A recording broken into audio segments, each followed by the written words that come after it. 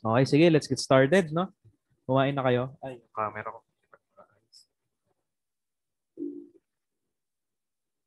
Lunch na kayo? Yes po, sir. Okay, ako hindi pa. After na lang nito, no? So, our topic for today is all about the definite integrals and the Wallis formula and the fundamental theorem of calculus. So, basically, sa module 4 ninyo merong improper integral. So, ano pa 'yon? Medyo mahabang topic din 'yon kaya i-separate natin.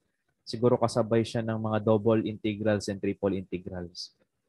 So that can be our topic next meeting or yung volume, okay? Or yung volume tama. So, and other applications. So, depende sa Friday and Saturday, no? So, kung ano mas magiging maluwag na schedule ko.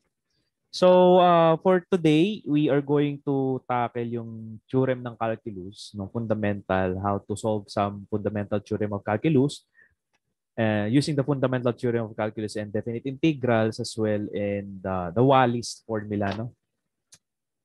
So, let's get started. So, before nating i-tackle yung definite integrals, we have to proceed first with the uh, fundamental or the properties of definite integral. So pag sinabi nating definite integral, guys, yung ating integrals ay may limit, no? We call it, for example, yung integral natin, we have limits from A to B. We call this upper limit, okay? And we call this the lower limit. Okay? So that's the definite integral. Ang sagot lagi sa definite integral ay what? Siyempre merong number. If that A and B ay constant, ibig sabihin purely in terms of number at hindi variable x or what, ang magiging sagot palagi is a constant number. Okay? So number palagi ang sagot. Pero kapag ang limit niya contains x, contains y, x squared, sine of x, so pwede kasing ganun eh. So hindi magiging hindi magiging constant yung sagot. Okay? So the only time that the integral, when we evaluate definite integral, ang magiging sagot niya ay constant number is kapag constant din yung upper limit pati lower limit niya. Unless otherwise, function in terms of x, in terms of y ang magiging sagot natin. So now we have several properties of definite integrals that is really useful in evaluating definite integrals. Just as like we have properties in indefinite, meron din tayong properties sa definite, no? So sa pagdating sa definite, guys, almost the same siya ng indefinite, no? For number one property, if we have the integral of f of x dx evaluated from both a to a, okay, that is read as the integral of f of x dx. Okay, evaluated from A to A, di ba? Eh, pag parehas yung upper limit sa lower limit ay 0 yon. Okay, just like the case of this. So, kung parehas yan na B, then parehas ang upper limit at lower limit, then equal kagad sa 0 yon. So, no doubt about it, kahit sobrang hirap ng integral, pag parehas ang upper limit sa lower limit, of course, 0 yon. Okay, pag parehas ha. So, what do I mean by parehas? Parehas na parehas talaga. If we are going to get the integral of x cubed minus 2x squared plus 1, okay, dx evaluated from -1 to -1, then automatic that's 0. Okay? So no matter how hard or how complicated the integral inside the function of the integral is, if they have the same limit, 0 yon. So pag sinabi kong the same limit, ito ay 2, ito rin ay 2. So whatever the integral of this would be 0. Okay? So paano pag -1 to 1? So hindi 0 yan kasi hindi naman sila technically parehas talaga. Magkaiba lang sila ng sign but then hindi sila parehas numerically. Okay, for number 2, we have the integral of the f of x dx evaluated from the limits a to b, no? So pag meron naman tayong ganyang type ng integral, we can negate the given function given na pagpapalitin natin yung limits A and B. So pwedeng mangyari yon. And usually hindi ko naman siya ginagawa yan, no? Usually useful yan kapag sa mga advanced math, no, even and odd functions. So pero in the case naman dito ng pag-aaral natin, hindi naman siya masyado. But then it's worth to take note of that.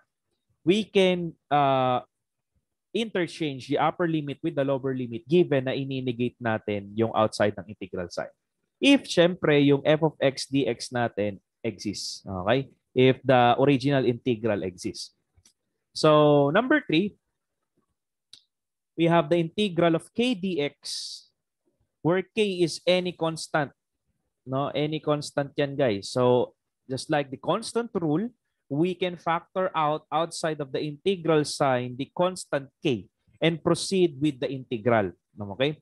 So pwedeng ganun yung mangyari. Kagaya ng ginawa nating technique ng mga nakaraan in solving the areas, no? Nilalabas din lahat ng constant. Kasi pag hindi natin nilabas, mas magiging complicated yung pagsosolve natin. We want the evaluation ng upper limit pati lower limit to be as simple as it is para madali siyang i-solve. So, ganun yon. So, kung may 1/3, ilabas mo yung 1/3 outside of the integral, saka mo i-integrate. So, ganun siya. So, whatever constant is inside and then multiplied by the function, we can always factor it out. So, pag nakuha na natin yung integral, for example, integral ng dx, okay? So, what do we need to do is to actually evaluate now the limits, no? So, we have x evaluated from limits from a to b. And kung i-evaluate natin yan, we simply substitute upper limit first, whatever the value of the upper limit, minus substitute whatever the value of the lower limit so that this becomes k multiplied by b minus a. So laging ganon, upper limit minus lower limit. Okay, minus ha. And syempre, kung minus din yung lower limit, for example, -1, okay, edi ang mangyayari dyan, dx yan, di ba? X, -1 to 1. So magiging 1 minus, isasama mo rin yung -1 kasi -1 yung ano. Be careful with the sign kasi minsan dyan talaga nagkakamali.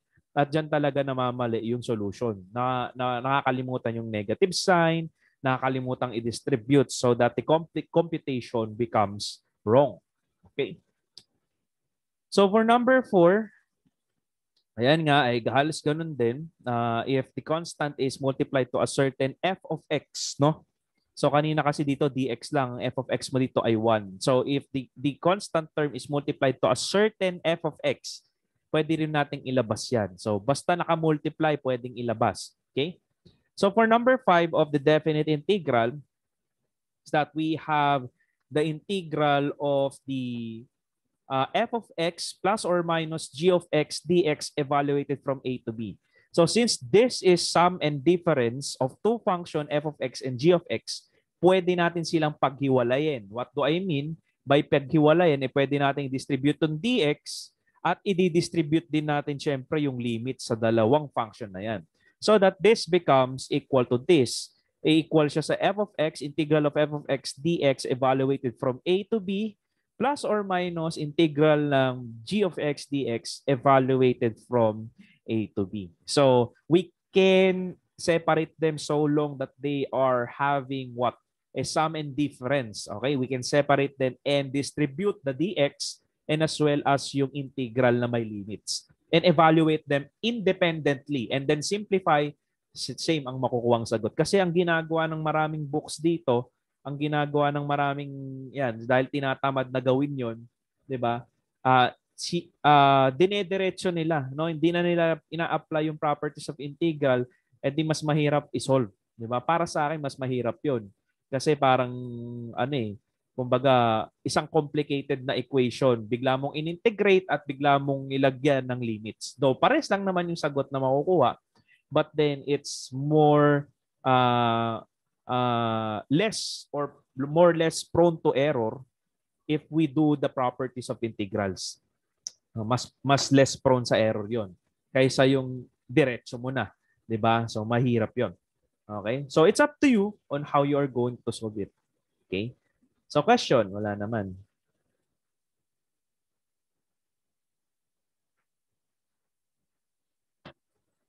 Wala naman po, sir. Wala naman, no? So let's go na to the fundamental theorem of calculus. Usually yung first lang naman ng ano dyan, mahalaga. Fundamental theorem of calculus.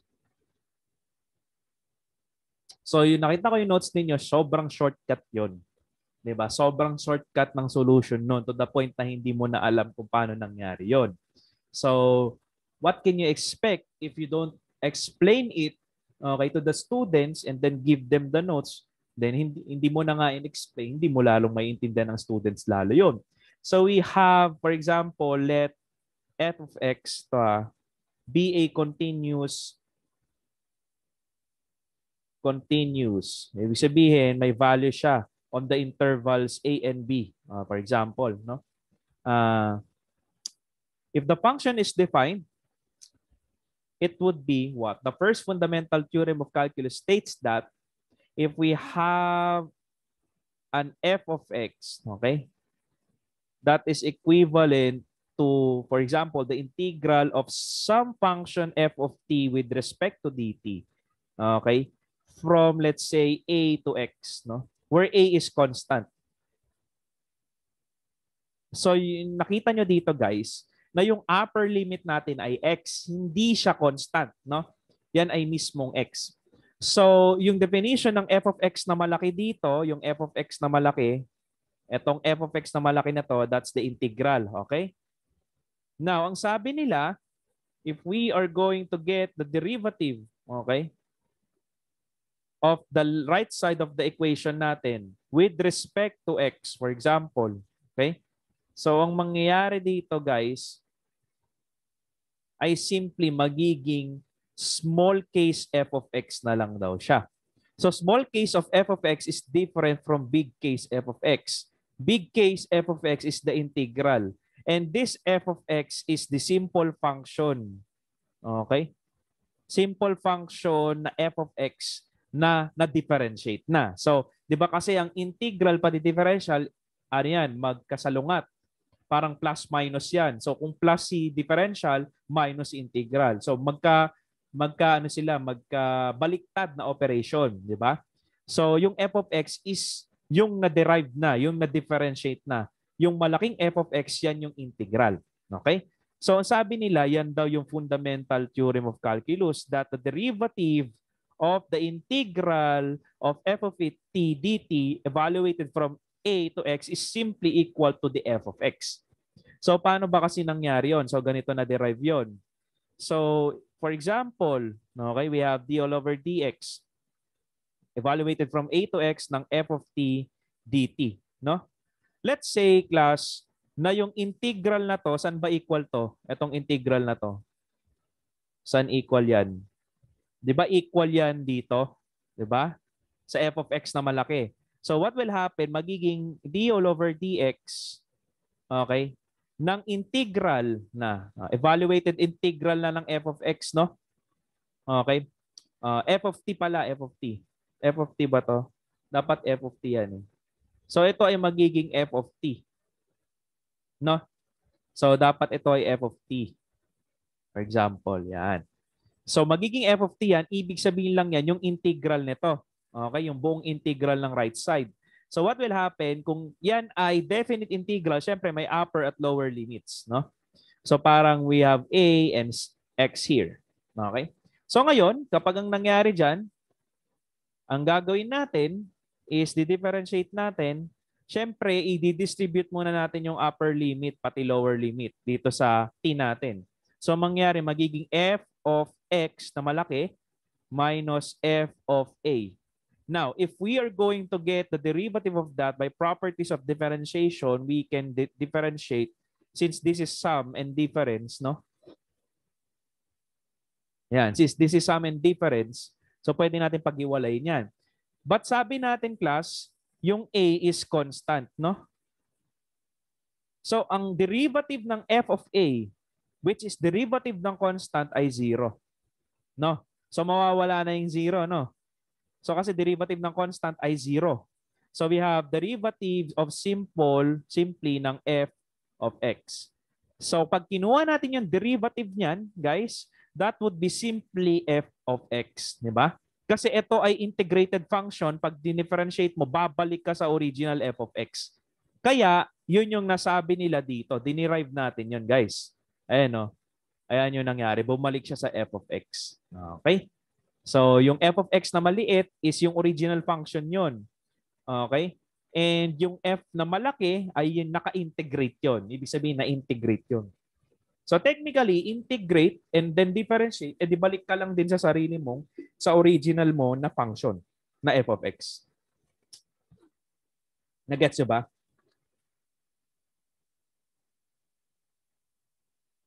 Yes po, sir. Hindi nga. May question kayo? Okay naman. Malinaw naman. Malinaw na. Malinaw po, sir. Okay. So ganyan siya nangyari kaya nakuha ito. Yan. Kaya nakuha yan. Diyan siya na-derive. Okay? So ngayon, yan ang gagamitin nating steps, no? Para mag-solve tayo ng using the fundamental theorem of calculus. So let us try, no? Para ma-appreciate natin paano siya i-solve. So how about we find the derivative of the integral of the square root of t squared plus 4 dt evaluated from 0 to x, no? Ayan. Let's see, for example, yan. The very first step that we're going to do is ililabel natin itong square root of t squared plus 4 as our f of t, no? So yung f of t natin, guys, ay square root of t squared plus 4, no? So i-rewrite mo yan, derivative again with respect to x of the integral of the f of t dt, okay, evaluated from 0 to x. Second thing is, etong f of t dt na to, pwede nating integrate kagaya ng ginawa natin kanina, na etong f of t na to ay simply nire-write natin as big f of t, indicating na integral na yon, na na-integrate na siya. So bali, we have d all over dx, no? And evaluated from 0 to x ng integral, hindi pala, na-evaluate na natin eh. So bali, ang magiging mangyari dito is magiging f of t, meaning na-integrate na natin. Halimbawa, yung f of t dt, no? So na-integrate na natin kaya uppercase f of t na. So ngayon, may limits yan. Siyempre, na-integrate mo from 0 to x, no? So distributing the limits by simply substituting x and 0, no, sa ating integral. So what happens is we have f of x na malaki minus f of 0. Diba? Yan yung property ng integral natin kanina na nagma-minus f of x minus f of 0 pag ginawa na natin yung pag dinistribute na natin yung limits. Diba? So, ganun yung nangyayari sa definite. And alam ko, naintindihan nyo na yon. So, by rules of differentiation, derivative of x ng malaking f of x, okay, minus derivative ng f of 0, ang derivative ng constant ay 0. Kaya 0 ito. Tapos, kunin mo yung derivative nito. O, di ba? Magiging simply, ano lang siya, guys? F of x, di ba? So, ganun yung ginawa natin kanina. Kanina, integral or differential ng malaking f of x is simply f of x. So, anong magiging sagot dito? Simply, papalitan mo lang yung f of x, no? Yung, di ba may f of t tayo kanina na t squared minus 4 ba yun? Yan. T squared plus 4, no? So, lahat ng t dito, papalitan mo ng x. Di ba? So, yung magiging sagot mo, magiging square root of x squared plus 4. Yan ngayon ang sagot natin. The square root of x squared plus 4. Yan ang pinakasagot natin. Ibig sabihin nitong f of x na to, ay papalitan mo ng x lahat ng nasa t mo na f of t. Okay? So, kaya ito yung pinakasagot, square root of x squared plus 4. Okay? Eh di sir, parang pinalitan mo lang ng x, no? Yung function na to. Di sana pinalitan mo na lang. Di ba? Totoo na pinapalitan siya, pero hindi laging ganon. Okay? Hindi laging ganon na basta papalitan mo na lang. Hindi. Pangalawa dyan, let's try to solve some problem. Again, using those steps, no? How about if we do this?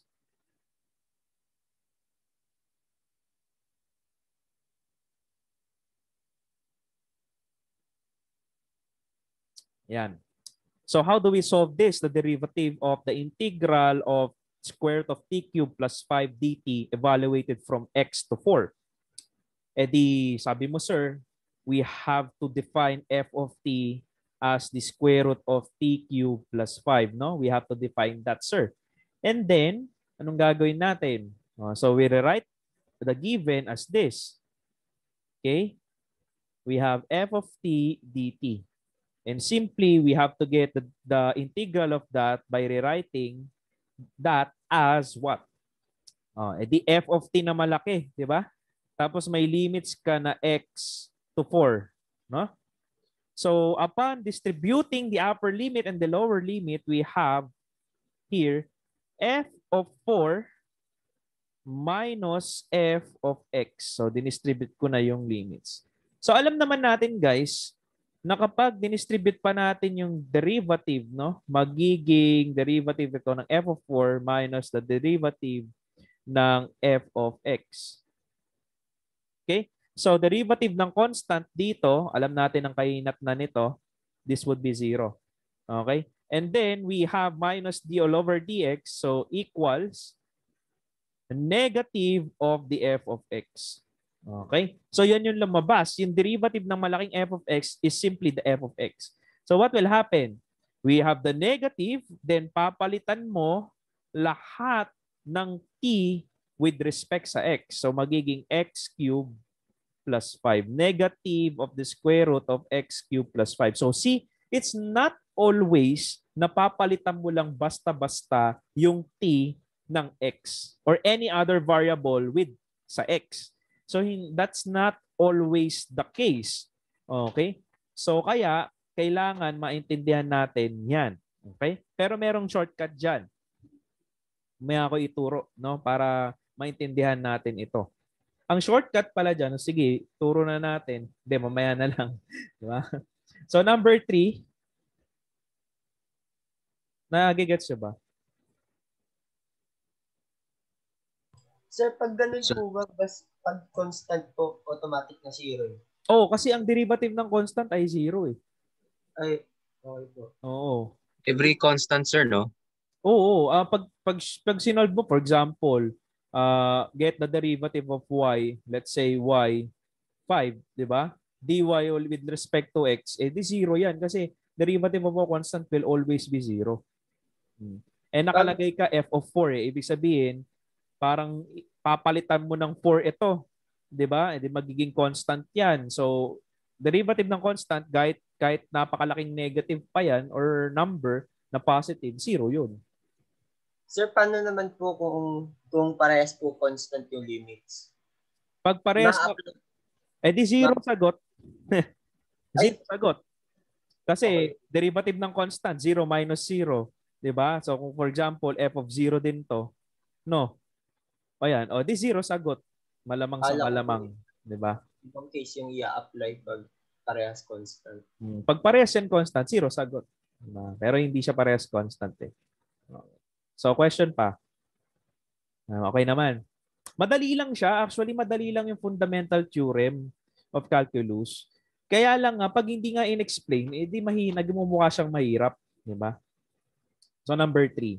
Di bali, meron naman tayong maraming problems dito.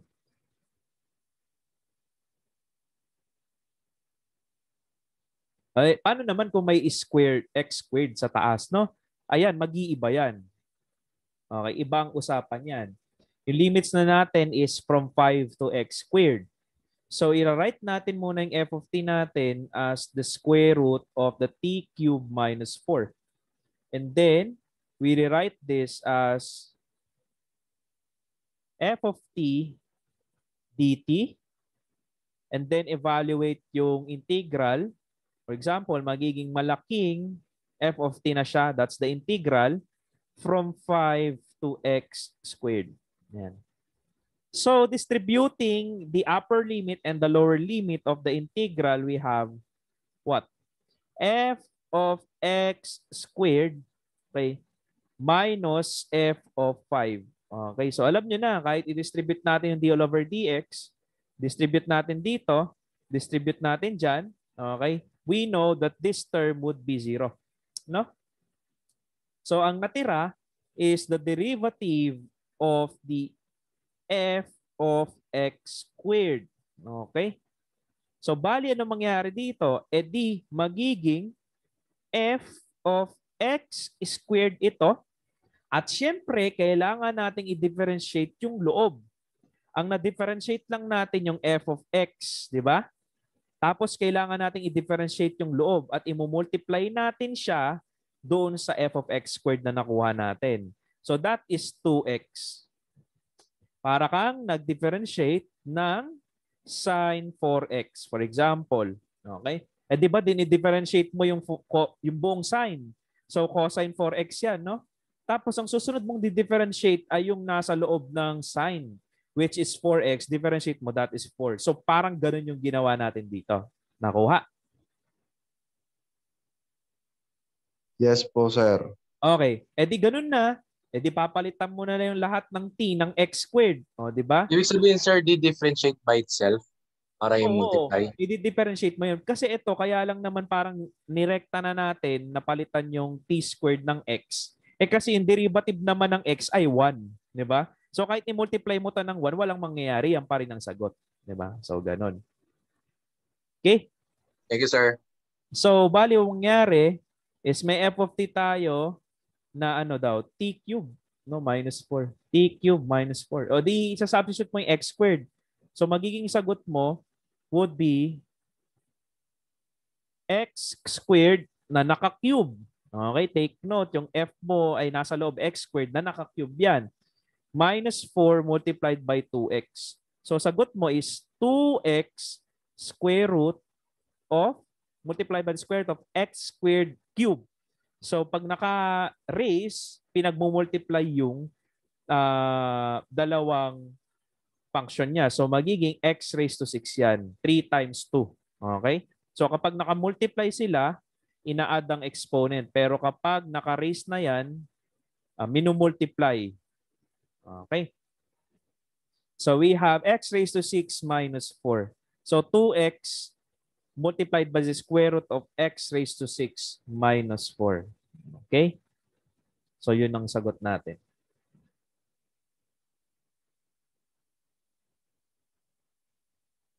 Ay, nabura.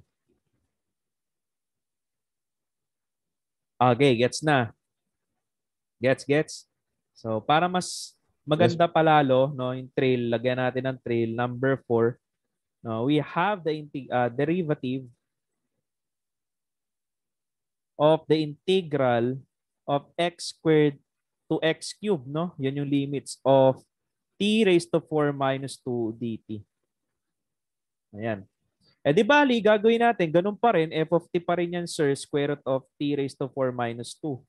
No? So para mapalitan natin, magiging integral ng x squared to x cubed, magawin ko lang. Eh di magiging ano yan, f of t, no? O tapos, we have d all over dx, derivative ng f of t na malaki, meaning integrate na siya. X squared to x cubed. Distribute the limits. So we have f of x cubed minus f of x squared. Ayan. So, ngayon, walang constant dyan. So, walang magsi-zero dyan, guys. Okay? So, pag kinuha natin yan, yung derivative niyan by distributing the differentiation operation, so we have f of x cubed. Differentiate mo yung x cubed, that's 3x squared minus f of x squared. Then nakamultiply siya sa derivative ng x squared, which is what? 2x. Okay. Eh di, papalitan mo lang yung f of x cubed. So, bali magiging square root of x cubed raised to 4 minus 2. That is multiplied by 3x squared outside of the radical sign, ha? Minus, we have the square root of t raised to 4. So x squared raised to 4 minus 4, okay, multiplied by 2x. So simplify, we have 3x squared multiplied by the square root of x cubed multiplied raised to 4. That is x raised to 12 minus 2 minus 2x multiplied by x squared raised to 4 is x raised to 8 minus 4. So ito po yung sagot natin.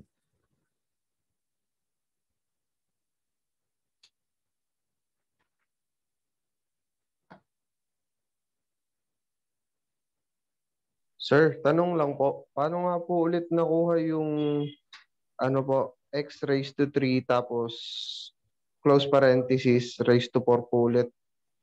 Sinubstitute mo lang yung value ng whatever x cubed dito sa f of t. Tapos Okay substitute po. mo lang, di ba? T raised to 4 yan. Eh may x cubed ka dyan. So x cubed raised to 4. Okay po. Yon.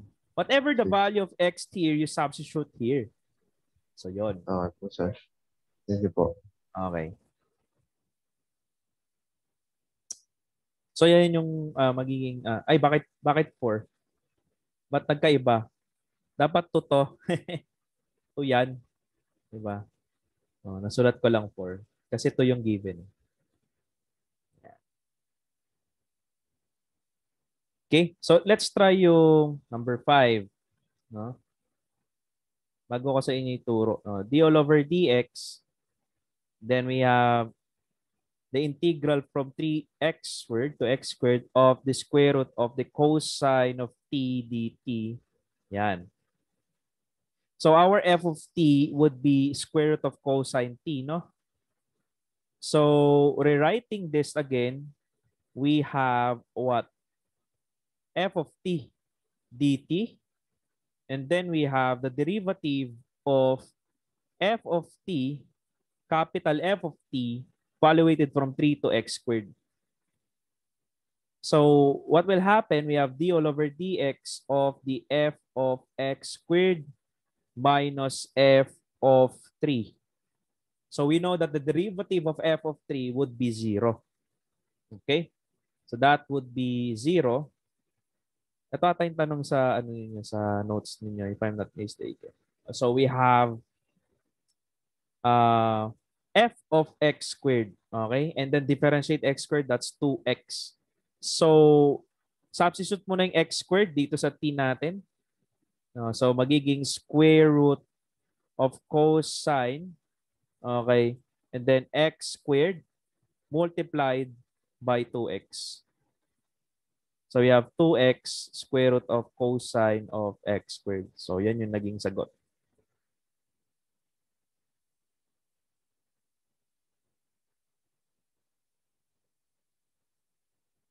Basta sir, kapag whenever merong f of x na integrated po, yung maliit na f po, i-substitute na lang po namin whatever yung... Basta pag nandito ka na sa last step na to, magiging simple f of x squared lang yan. So, bumalik siya sa original na form. So, ibig sabihin, whatever the value na nakuha mo dito na x squared, papalitan mo yung t dito sa loob. So, yun yung ibig sabihin. Parang evaluation ng function lang yan eh. Parang f of 2 of x squared plus 2x plus 1. So, lahat ng x doon, papalitan mo ng 2. So, parang ganun. Parang it so happen na dito, x squared lang, variable. Kaya yun yung nangyayari. Pinapalitan mo lang. Okay? Sir, tanong lang po. Kapag po ba nagdi-differentiate, ang papalitan lang po lagi is f of x, hindi na po papakailaman yung cos? Hindi na po siya gagawin na sign? Hindi mo gagawin. Kasi yung involved naman dito sa, yung limits, hindi mismo f of t. Yung limits yung dinidifferentiate. Okay. Diba? Sige Tama. po, Yan yung sagot sa notes ninyo eh. Yung 2x square root of cosine x squared. Dami niya pa kasing ginawa dito eh. Hindi niya lang sinabi na ganun. Sir, pag kunwari, cosine x dx po yan. Same lang po ng procedure. Cosine x dx po. Paano kung ganun yung case na yun? cosine x dx. Opo. Yung mismong given po. Paano po? Kumbaga, iibahin pa po ba yung, yung value? Meron bang ganun? Kasi ang pagkakaalam ko, dapat yung kung saan mo siya ini-integrate, iba dun sa limits niya. Kunwari, ito in terms of t, tapos ito in terms of x. So, dapat ganun. Tapos, i-differentiate mo with respect to x. Ay, bawal po ba yung ganun, Parang sir? never na encounter ako ng example na ganun ko. X dx din siya, naka-dx din siya. So, bali parang mawawalan din ng saysay yung dinifferentiate mo siya, tapos in-integrate mo, di cancel lang to. Di parang magiging sagot mo cosine of x dx lang din. Kasi i-integrate mo siya, tapos i-differentiate mo ulit, di ito lang din yun. Di ba? So, parang kinuha mo yung integral ng cosine. That is sine. Di ba? Tapos i-differentiate mo, babalik ka sa cosine. So, nonsense. Yung fundamental theorem of calculus. Kung parehas yung variable na kung saan mo siya i-integrate. Hindi eh. Letter T to, tapos yung differential mo with respect to x. Tapos ang limits mo with respect to x. So, never yon. Parang babalik ka lang kasi talaga eh. Yun yung sense nun. Kasi magkaiba talaga, magka-opposite lang yan eh. Parang kang nag-plus 1, tapos nag-minus 1. Parang nag-plus 1 ka, nag-minus 1 ka rin. 5 pa rin, di ba? Parang ganun yung ginawa mo. Okay po, sir. Salamat. Okay. Di ba? So here's the technique. Ang ginagawa lang talaga niyan, guys, is ganito. So sa number 1, for example, ang limits mo sa baba ay 0, no? So tapos sa taas ay x. So, i-differentiate mo muna yung x, no? Una, ang gagawin mo lang, i-f of x mo lang, for example. Okay? F of x minus, kunin mo yung derivative pala ng limits. Kunin mo yung derivative. Yung sa taas, derivative ng x ay 1, derivative ng 0 ay 0. So, pag ganyan yung nangyari, that is 1 times the f of x, no? Whatever is the upper limit. So kung may 1 ka times f of x lang, so simply ipapalitan mo yung t squared or yung t ng x squared plus 4. So yan ang magiging sagot, square root of x squared plus 4. So that's the shortcut. Sa pangalawa, nakita natin dito kanina na meron tayong upper limit na 4. Pag kinuha mo yung derivative niyan, 0. Pero dahil nasa lower limit yung x, di ba? Ang tendency niyan, di ba, magiging negative x kasi lower limit eh. Di ba kasi pag nag-evaluate ka ng integral, upper limit minus lower limit. So, doon mo nakuha yung negative x. No? So, ngayon, differentiate mo, that's negative 1. Okay? So, parang yan yung negative 1. Ngayon, kukunin mo naman yung mumultiply mo siya sa f of x, yung mismong f of x na lang. Okay? So, pag in-f of x mo yan, syempre papalitan mo lang yung f of t. So, magiging ito, yung t cube na to, magiging x cube plus 5. So, ganon. Okay? And then, sa number 3, ganon din. So, bali, ang ginawa mo lang, di-differentiate mo yung x squared, that is 2x, no? So, bali, ang magiging sagot mo lang is 2x, multiply mo sa f of x squared. Okay? Yan na mismo. So, 2x, and then x squared tayo, x squared cube minus 4. So 2x, x raised to 6 minus 4. Yan. So yan yung sagot. So bali, yung lower limit, 0 na yan, di ba? So pag yung lower limit ay hindi 0, di ba? Wag mong ilalagay mo yung negative sign. Okay? So pag nag-negative siya, matik magne-negative 5. So parang ganun. Or negative of negative magpa-positive. Ganyan. So basta ganun yung kanyang pero kung gusto niyo manigurado, ganun na lang din gawin niyo yung step by step. So dito naman ganun din. Ay, saan na ba to? Ang gulo kasi ng mouse ko eh. Bumababa. Ayan. Ito naman ang limit no is x cube at x squared. So upper limit is x cube, f of x cube. So then since hindi sila constant, meron silang value parehas, yung upper limit pati lower limit. Ito x, hindi pala x cube. Derivative ng x cube would be 3x squared, no? Derivative ng x squared would be 2x multiplied by f of x squared. So, bali ganyan yung mangyayari. 3x squared, tapos i-substitute mo na yung x cubed doon sa function. So, x cubed raised to 4. So, yan, x cubed raised to 4. I don't know if nagigets yung sinasabi ko. X cubed raised to 4 minus 2. Diba? Tapos Yes po, yung sir. minus, syempre lower limit to, diba? Lower limit. Lower limit yan. So you have to have negative dyan, diba? So bali negative 2x and then we have square root ng x squared. So x squared raised to 4 minus 2. So ito 3x squared x raised to 12 minus 2. Tapos ito naman negative 2x square root of x raised to 8 minus 2. So pag dinuktong mo sila, yun na yung sagot. Pwede po ba yan, sir, gawin kapag sa test? Ay, hindi ko alam. Depende sa professor niyan. Pag sinita kayo, sir, shortcut din naman tinuro mo. So, shortcut na lang. Di ba? Huwag yung gaganunin. Baka maano kayo. Di ba? So, para kahit ano, para yung itong knowledge na to, pang-check mo lang. Okay, para kahit paano nag-solve ka pa rin, di ba? So, pang-check mo lang siya. Okay? So, I think we are now ready to go with the definite integrals talaga, no? We are going to solve some definite integrals. So, kukopya lang ako ng problem dito. May mga problem kasi ako dito. Yan. So, start tayo with the basic, syempre.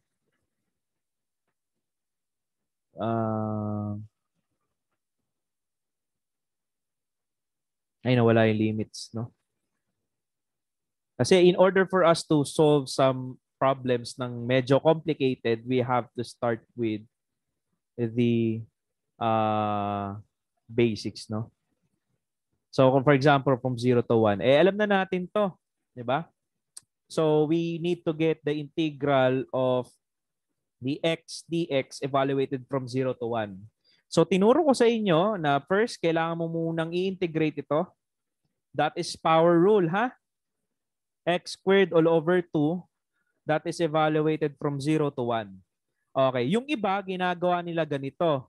Nagiging 1 squared all over 2 minus 0 squared all over 2. Paano kapag yung lower limit mo ay hindi 0?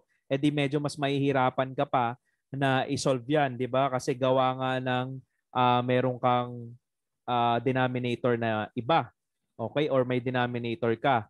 So 0 squared would be 0, that is 1 half. Okay? So, or in other words, pwede mong ilabas yung 1 half na to, saka iwan mo yung x squared doon, 0 to 1. So, that would be 1 half multiplied by 1 squared minus 0 squared. So, ako, lagi kong ginagawa yun kasi mas madali kong masolve para sa akin. No? Hindi na ako mag-worry about the denominator, anong mangyayari, di ba? So, kaya 1 half multiplied by 1 is still 1 half. Okay? So that's the answer natin. So kuha pa tayo dito.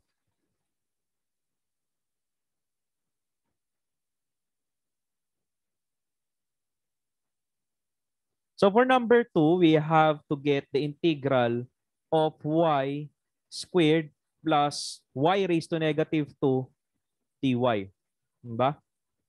So paano natin gagawin yan? Okay? So, ganun pa rin, by properties of integral, I can separate because summation sila. So, we have the integral from 1 to 2 ng y squared, okay, dy plus integral from 1 to 2 ng y raised to negative 2 dy. So, pwedeng gawin yan. Okay? Huwag kayong matatakot na gawin yan kasi mas mapapadali yung integration ninyo. Y squared dy would be y cubed all over 3 by the virtue of power rule evaluated from 1 to 2. Plus, ito y raised to negative 2, kunin mo yung integral niyan, di ba mangyayari dyan is y raised to negative 2 plus 1, y raised to negative 1 all over negative 1. Diba? So, evaluated from 1 to 2. So, gawin ko, ilabas ko muna yung 1/3 dito para we have y cubed here evaluated from 1 to 2. Then gawin ko, labas ko yung negative 1 dito. So magiging negative yan. And then saka ako evaluate yung y raised to negative 1 evaluated from 1 to 2. So we have 1/3 2 cube minus 1 cube. Okay? So simply sinubstitute ko yung upper limit and lower limit, no? Upper limit 2 cube minus lower limit 1 cube minus we have what? We have 2 raised to negative 1 minus 1 raised to negative 1. So simplifying, we have 1/3. 2 cube is 8 minus 1. Then we have 2 raised to negative 1 is simply 1 all over 2. So by properties of exponent, pwede mo siyang gawin. 1 raised to negative 1 will still be 1. Diba? Kasi 1 all over 1. Diba? 1 all over 1 is still 1. So we have 1/3 of the 7 minus 1/2 minus 1. Eh di negative 1/2. Diba? Para kang 0.5 minus 1. Diba? Eh negative 0.5. So negative of negative becomes 1/3. We have 7 plus 1/2. No? So 7 all over 3 plus 1/2. So gagawin mo, cross multiply mo lang. 7 times 2. Okay, and then plus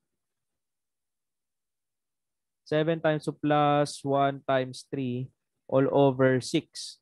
Multiply mo yung denominator. 3 times 2, it's 6. So 14 plus we have 3 all over 6, no? So we have 17 all over 6. So wala ka nang maano dyan. Hindi mo na masisimplify yan. Yan. Okay? So ganun din ba turo sa inyo? Kasi ang turo sa inyo rekta, no? Rekta na lahat. I-integrate mo na lahat saka mo i-distribute, no? Medyo mas mahirap 'yon, hindi mo ma-apply yung integral, 'di ba? Kasi nakita ko sa notes niyo ganun eh. Ganun siya guys eh, kaya ayun. Wait lang guys. Stop ko lang saglit. Medyo wait lang. Bakit ganun?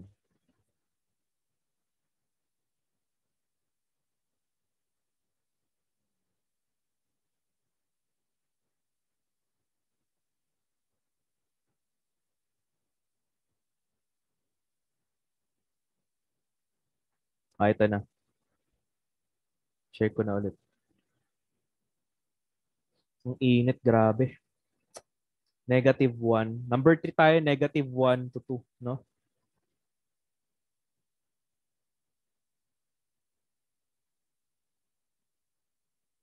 So same process guys. Ang ginagawa kasi sa inyo, 'di ba? Pag ganito ay integrate na lahat, no? Parang ang mangyayari is kunwari 2x cubed all over 3 minus 4x squared all over 2 plus 5x evaluated, no? From 1 to 2, 'di ba? Ganyan ang ginagawa sa inyo. Tapos ang mangyayari 2/3 raised to 2 cubed minus 2x 2 squared plus 5 times 2 minus 2, 1 cube all over 3 minus 2, 1 squared. Di ba ganyan? Ganyan ginagawa sa inyo, di ba guys? Ganyan yung way ng solving niyo. Tama ba ako? Opo. Yan, mahirap yan. Kasi parang malilito-lito ka dyan, di ba? Kaya ang suggestion ko, kahit ako nung student ako, ang ginagawa ko talaga dyan by the properties of integral. Same ang sagot, pero mas makikita ko slowly but surely yung sagot. So gagawin ko dito, pag-iwalayin ko yan since sum and difference yan.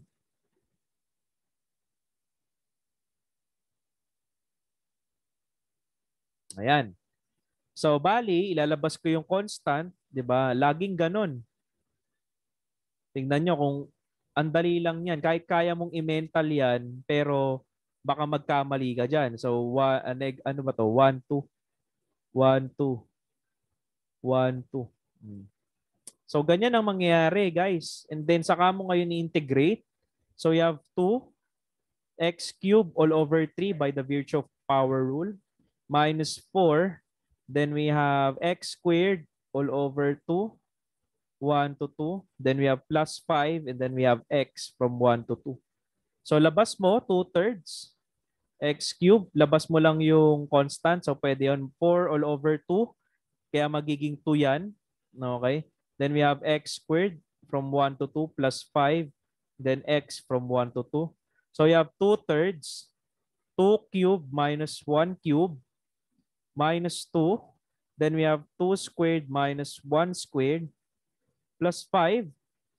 Then we have 2 minus 1.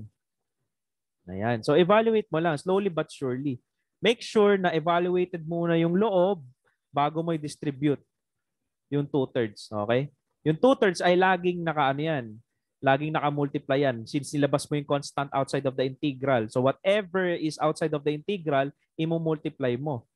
Diba? So we have 8 minus 1 minus 2 and then we have 4 minus 1. That's 3. Then we have plus 5, 2 minus 1. So 2/3 times 7 minus 6 plus 5. Diba? So we have 14 all over 3 minus 6 minus 1. Bali mangyayari dito, 14 minus 3 all over 3. Diba? So pinag-multiply ko lang to. 3 times 1 is 3. 14 minus 3 all over the same denominator, 3. So 14 minus 3 would be 11 all over 3. So yan parang yung magiging sagot natin. Okay. So this is in terms of the tawag dito basic polynomial algebraic terms. Okay? So hanap tayo ng dito ng may problem involving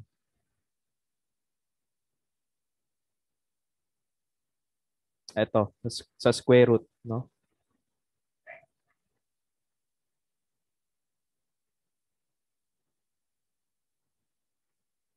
Nagsisynchronous ba kayo, class?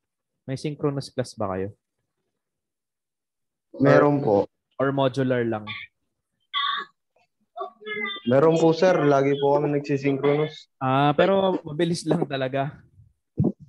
Nagmamadali po. Mamadali po sa lesson. Bakit? Kaya po Habol shortcut. niya daw po yung syllabus niya, sir. Tapos ngayon kami po yung naiiwan. Ganon. Paano kayo maiiwan kung lagi kayo nagsisynchronous class? Ibig sabihin, dapat natatakel niya. Or baka absent siya. I mean, naiiwan po talaga kami, sir. Kunwari, meron po siyang topic na yun nga po, hindi ganun kalinaw. Tapos next synchronous class niya, panibagong lesson na naman. Tapos pag nirecap daw, dapat alam daw namin, hindi na niya uulitin. Mahirap yun. Ang hirap ng online. Kahit ako, pag estudyante pa lang ako, parang feeling ko hindi ako mag-e-enroll. Sa case ng pag ganun ng turo, tapos ganun ng mabilis. Nako. Sa amin, bawal yun kasi may sinusunod talaga kami na, kumbaga, nag-uusap-usap kami, ano yung i-discuss ngayong week, di ba? Ngayong week, ito lang. Huwag kang mabibilis, huwag kang babagal, ganun. Pinagkumpara po namin yung mga natakil na lesson po namin sa calculus sa ibang section. Oh. Kami po yung advanced talaga po. As in? Apat na topic daw po yun. Tapos sabay sabi niya po, late na raw po kami. Baka gusto niya lang matapos. Opo. Ganun. Ang gusto po niya, sir. Diba? Ako kasi pag nagtuturo kasi ako, kahit hindi ko matapos yung buo na yan, ang gusto ko kasi quantity over quality. Quality over quantity. So, kung matapos ko yan, pero ang onti ng example ko, di rin nila naintindihan, di ba? So, kaya sa akin, so okay na, minsan hindi ko talaga natatapos, ang hirap talaga tapusin. Lalo na sa integral, di nga kami umaabot ng ng improper integrals, mga ganyan.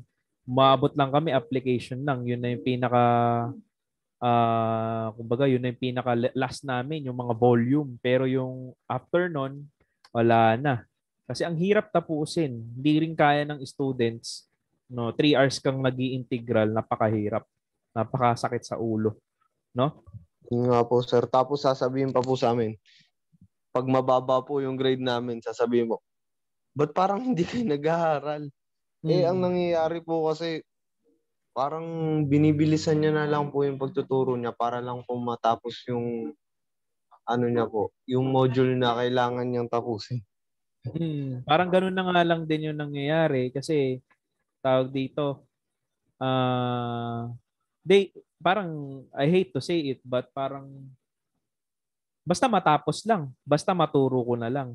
Di ba? Yun So, po. Yun po yung point, sir. Yun po yung point. ganun yun. So, basta nagturo ako, di ba? Doesn't matter kung maayos ba yung turo ko, kung naintindihan ba ng bata or hindi. Sa amin kasi pag ganun, tsugi ka eh.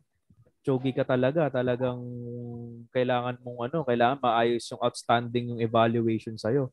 Na pag nagturo ka, kailangan maturo mo talaga siya. Pero kung ganung pocho, parang mahirap yun. I hate to say it, but that's the reality. And sasabihin pa, you should know this, di ba? Dapat natutunan nyo na to. So ako, I assume always that my students ay, kumbaga parang they have to recall. Parang give mo sila ng chance na ma-recall. Baka nakalimutan nila. Di ba? O, turo mo ulit. Di ba? Biruin mo, nag-advanced math ako, nagdi-differential equations ako. Pag tinatanong ko sila, anong integration technique ang gagamitin natin dito? Ito, napansin ko lang sa online class. Parang di nila alam. Tapos na sila ng integral. Hindi talaga nila alam.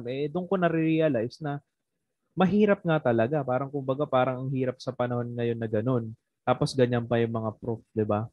Kaya ako, I tried my best naman na maging maayos naman magturo. Para bang ramdam ng student na na yung bayad sa'yo ay parang sulit naman kahit papaano, 'di ba?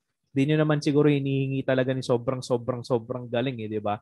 Kasi mahirap din yung pag sobrang galing na nagtuturo parang hirap din magpa-exam. Pero mas mahirap yung hindi na nga nagtuturo, ang hirap pa magpa-exam, 'di ba? Sa engineering. Yes po. So naiintindihan ko lahat 'yan ng sentiments ninyo. Pambihira ako rin, nag-review ako dati noon. Nag-review ako, puro concept ang tinuro, paglabas solve, no? Wala talaga akong masagot eh.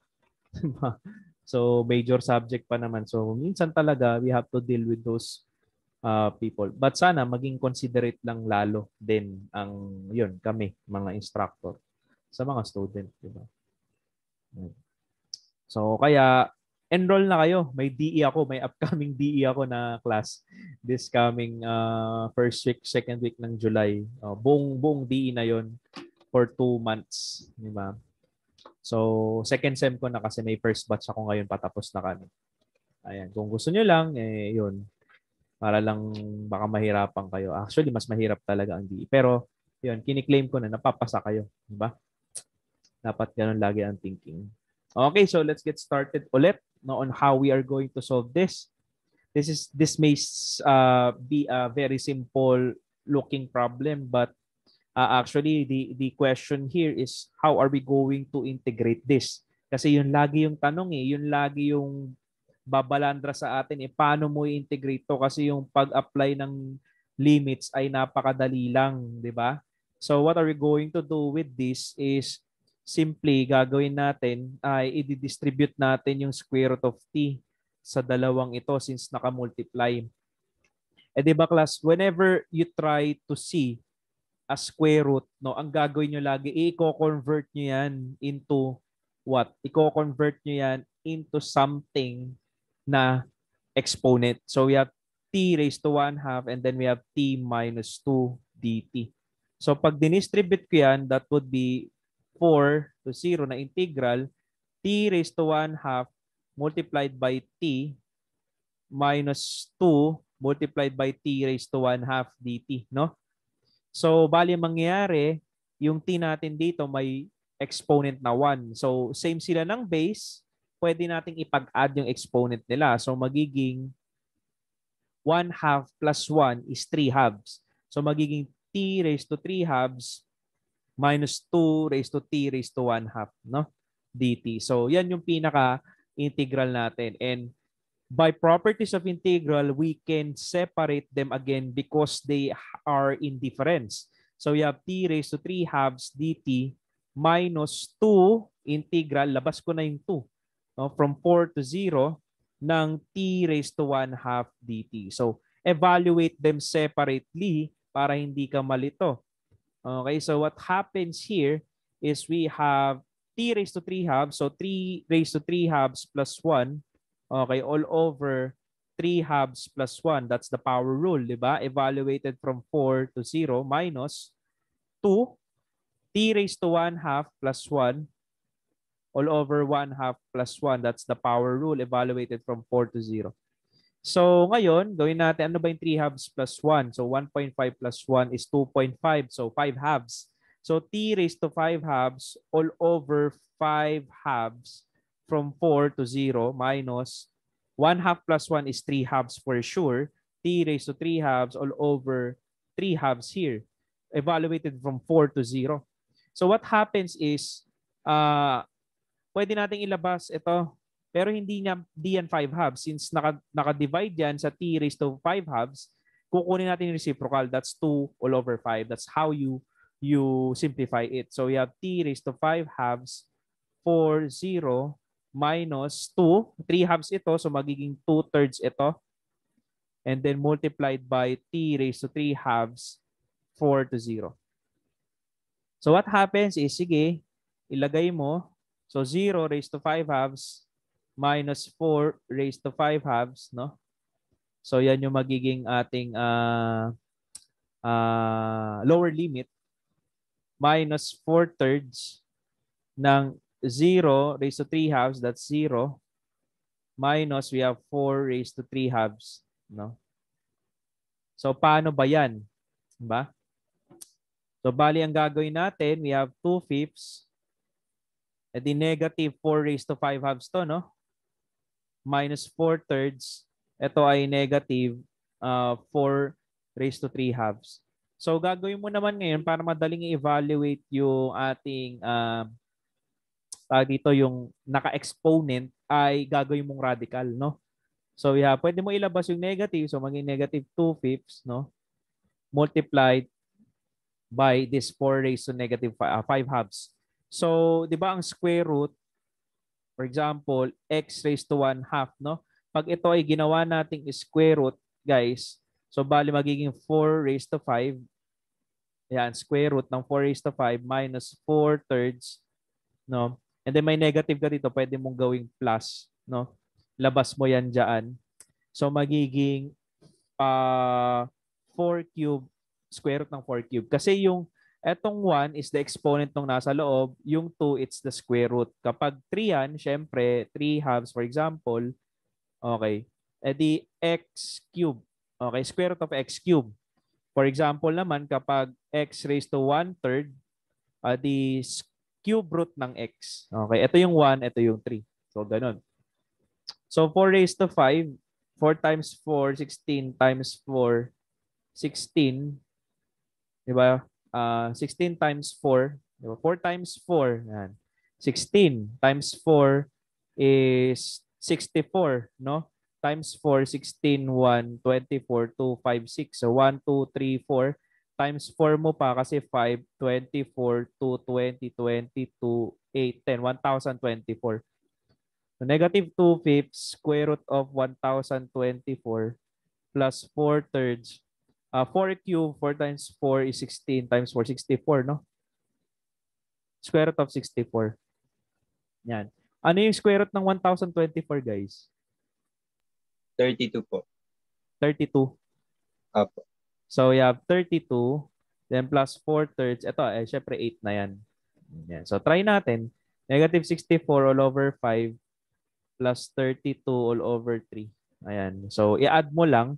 Negative 64 times 3. Cross-multiply mo lang.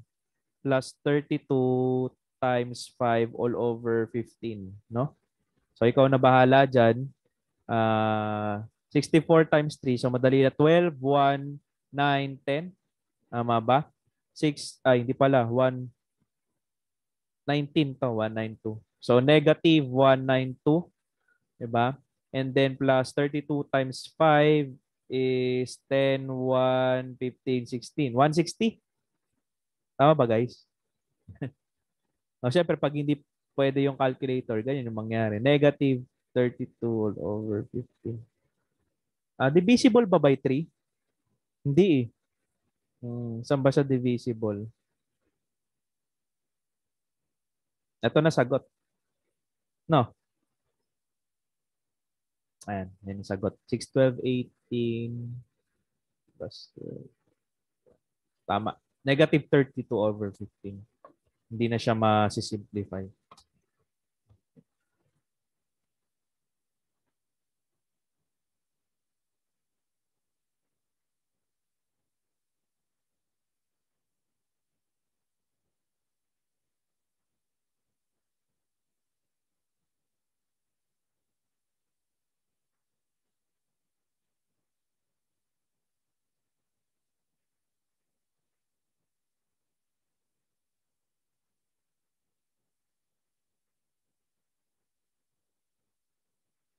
Okay, so how about this? How about we try to get the integral of this, no?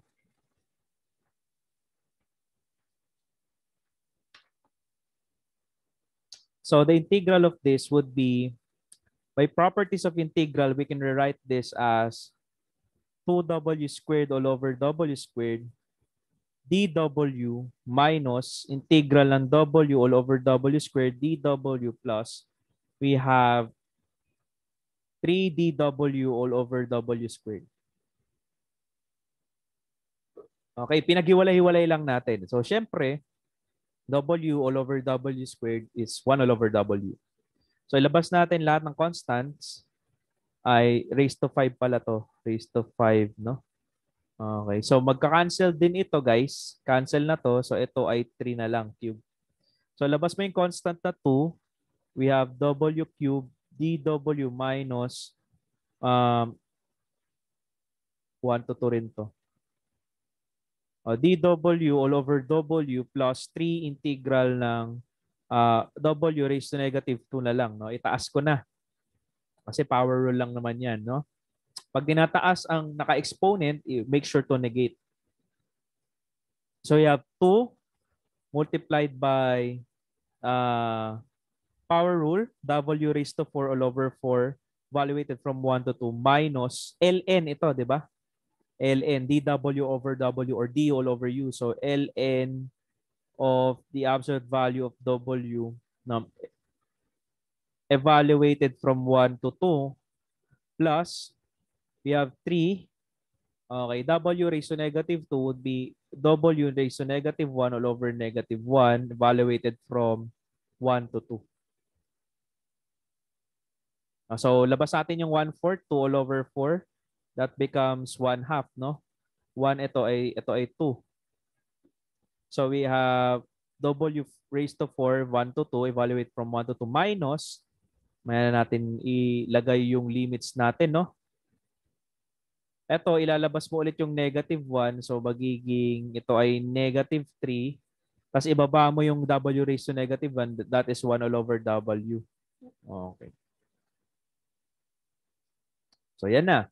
So you have 1/2, 2 raised to 4 minus 2 raised to 1 minus ln of the absolute value of 2 minus ln of 1. Okay. Minus we have 3, 1 all over 2 minus 1. Kasi 1 all over 1 sa lower limit natin would be 1. So we have 1/2, 2 raised to 4, 2 times 2 is 4, times 2 is 8, 16 minus 1 minus we have ln of the absolute value of 2. ln of 1 is 0. Okay, tandaan nyo na yan. Pag kinalculator niya, ln of 1 is 0. No? Minus 3. Then we have 1/2 minus 1. That's negative 1/2. No? So this would be 15 all over 2 minus ln of 2. Hindi pa po ba ano po yan? 2 pa rin po. Ha? 16 minus 2 po. Yung ano ulit? Ay, 16 pala. minus. 2 pala to. Sorry. Sabaw. 16 minus 2, it's 14, no? So, kung 14 yan, guys. Yan, sorry. 16 minus 2 is 14. 14 times 1/2 is 7, no? 14 divided by 2 is 7. So, tama. Thank you for that. And then ito, magiging plus. We have 3 halves. Tama ba to? Ayan. So, bali, mangyari dyan, 7 plus 3 halves minus ln of 2. Ayan. So, naging 3 halves siya positive kasi dahil sa negative dito, tas may negative ka pa dyan. So, doon siya naging 3 halves. So, we have 14 plus 3 all over 2 minus ln of 2. And then we have 17 all over 2, no, minus ln of 2. So, syempre, yung ln, pag walang calculator, hindi mo siya ma-evaluate, no?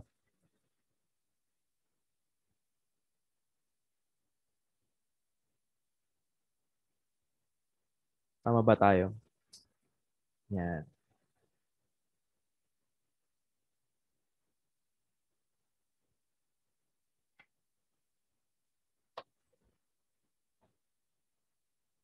How about naman kapag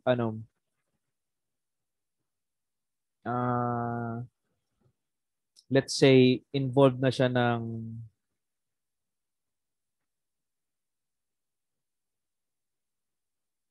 for example,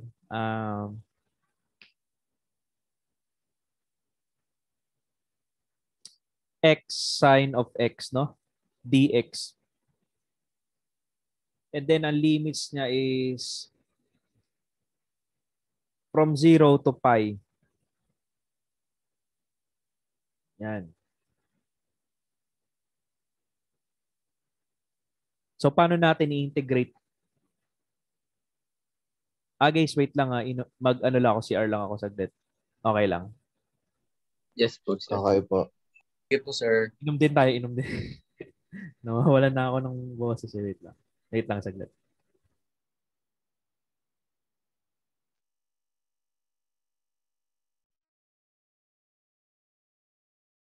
Pat, Pre, paano naging 14 yun, pre? Di ba 7 yun? 7 plus 3 over 2? Yung kanina, yung last 16 na pra. minus 2, pre.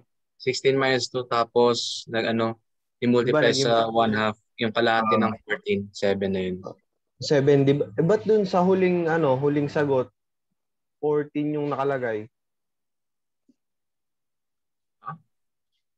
Wait lang. may mga bagay na hindi na tinatanong, pre. Hindi, pre, parang dinoble uli. Di ba ang naging sagot is 17 over 2? Ha? Nakita nyo ba? Wala atang 14 doon, pre. Nakita ko 7. Tawag dito, nilagay na yata yung limits, kaya ganun. 7 na yun. 7 na yun, Jerry. Elvin, Sana okay ka lang. Elvin, Hindi, pre, sana okay nakita ka ko, lang. may nakita talaga ako 14 doon sa Ay! huling, pre. 17, yung sa yung sa final answer. Oo. Ano yun, pre? Pinag-multiply yung 7 sa Multiply lang, pre. 14 plus 3. 17 over 2. Oo nga, bakit naging 14 ulit yun? Di ba 7 yung... times 2. Then, saan nanggaling yung 3? Yung plus, yung pinlas din sa 14, ibig niyo Sa sabihin. 3 over 2, pre. given na yun. Hindi, ang nangyari kasi, di ba, ang ginawa ni Sir is yung 16 minus 2, ginawa niyang 14. Tapos, dinivide niya sa 2, kaya naging 7. Oo. Ngayon, yung huling answer, ang naging answer is 14 plus 3 over 2. Kaya Tapos, nga. bakit Yung naging 7 14 ulit yun? Yung 7, pinlas mo sa 3 over 2, pre. Di ba ang pag-plus ng fraction, kailangan pareha sila ng denominator. Walang yung matic na denominator ng 7, 1. E di, 7 times 2, 14. Tapos yung plus 3 dun sa numerator ng 3 over 2, e di equals 14. 14 plus 3, 17. Oo nga, pre. 17 over 2 nga. Thank you. Naguluhan lang ako. Kala ko binalik uli yung 14 eh. Sana okay. Patawad ata sa pag-isip mo, pre. Patay mo ilaw mo. Baka nagsisilaw ka eh. Ilaw ka ata. Sila, si Errol at si Elvin, wala na. Ano nangyari? Sir. Okay na. Ano yun? Wala, sir. Diniscuss lang po na. Explain lang po yung answer, sir. Yun lang. Dito, saan? Di sa last? Opo. Opo, sir. Yung 14 plus 3. 14 Over plus 3. 14 plus 3? Saan yun? Ayan Ito po, sir. sa last answer po. Sir. Last po, sir. Sa baba. Actually, bakit 2 ito? Dapat 1 yan. Kasi lower limit natin ay 1. 1 raised to 4. Dapat tama yung nilagay ko, di ba? Dito.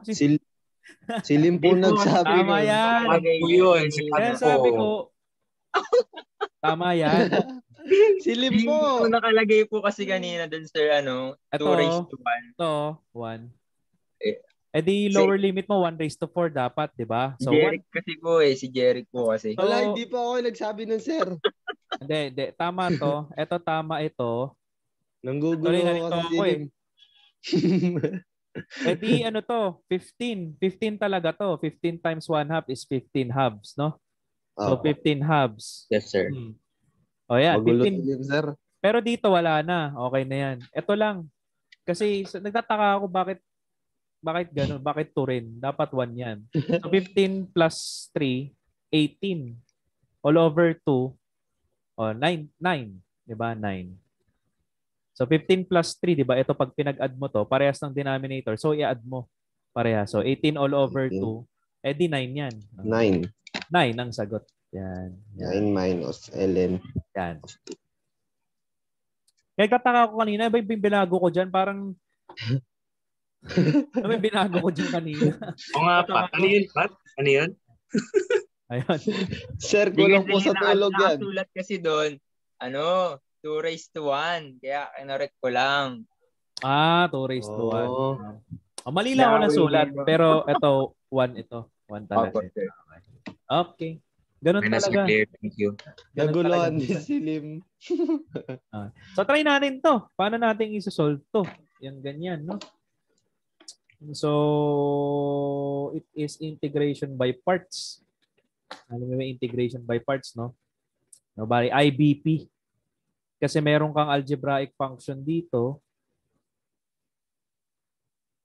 And meron kang nakamultiply na trigonometric function. So IBP, ang priority in choosing you is Liate, no? So logarithmic, inverse, algebraic, yan. And then trigonometric. And then we have exponential. So ano itong Liate na ito? Priority in choosing you. In choosing you. Yung formula ng IBP, di ba? Is UV minus integral ng VDU. Yan. So this time, naka-ano siya? Naka-definite integral. So bali, gagawin natin dito, ang pinaka-priority is yung log, sunod yung inverse, sunod yung algebraic, sunod yung trigonometric, and pinakalis yung exponential. So since meron tayong algebraic and trigonometric, no? So mas nauna yung algebraic. So pipiliin natin yung U. Alam nyo na ba to guys? Nag-IBP naman kayo, no? O hindi pa? Yes po, nag-IBP Ayan. na po.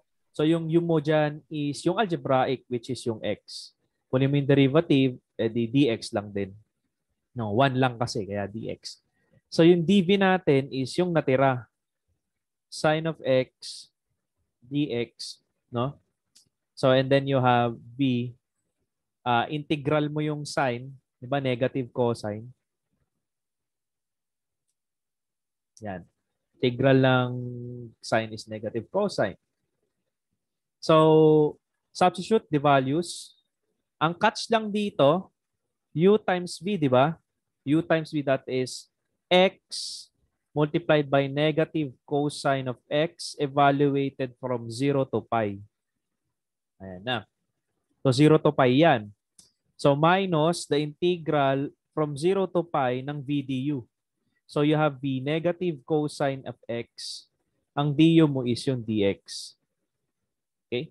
So du mo equals dx. Yung formula natin, uv minus integral dv. This is negative x cosine of x from 0 to pi. Labas ko yung negative 1 dito. Eh, negative din to dahil may minus, so positive. Negative times negative would become positive.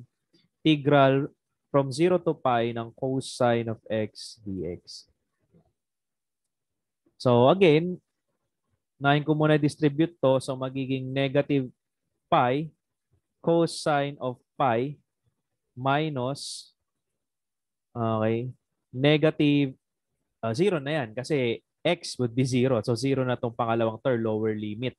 Diba? Kahit cosine 0 ay 1, multiply mo sa 0 na x, so 0 pa rin siya. Okay? Then plus, integral ng cosine is simply sine of x. No? So from 0 to pi. Okay? So ano ba yung pi? At ilang degrees yung pi? 180? Ha? Yes po, sir. 180, di ba? So, cosine 180. Anong sagot?